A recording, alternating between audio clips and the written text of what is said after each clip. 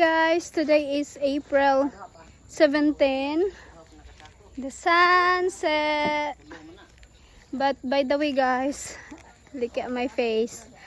So far, we are done today, 5 sacks of rice, but tomorrow we still have more. We need to dry our rice. By the way guys,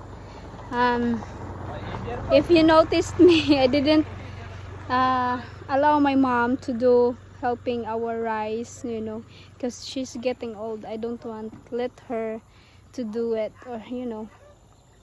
Well, anyway, it's okay for me because I want to get thin. I'm already thin, but I want to be healthy, you know.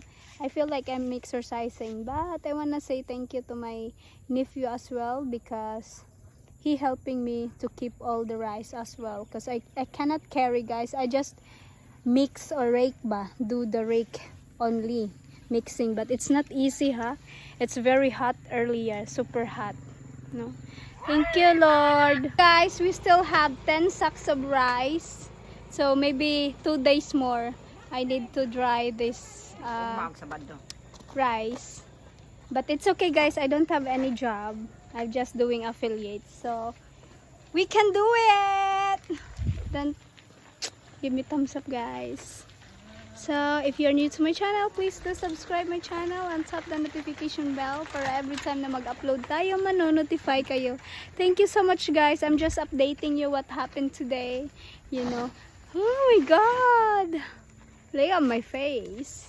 Always remember, be grateful and amping always. Ingat amping. I am Marge Diday.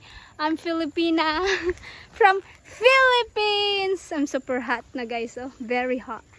So I need to take shower now, and then after that, yeah, I need to relax first before taking shower, and then later I need to do walking and jogging with Miss Eileen again. It's our 5th night evening to do exercise. So by the way, if you are from Hinunangan guys, you can join us doing exercise every night.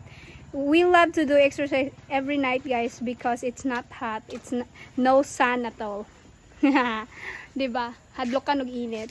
So well, anyway, thank you so much, and shout out to my Meg. Thank you for everything. Ingat amping. Take care.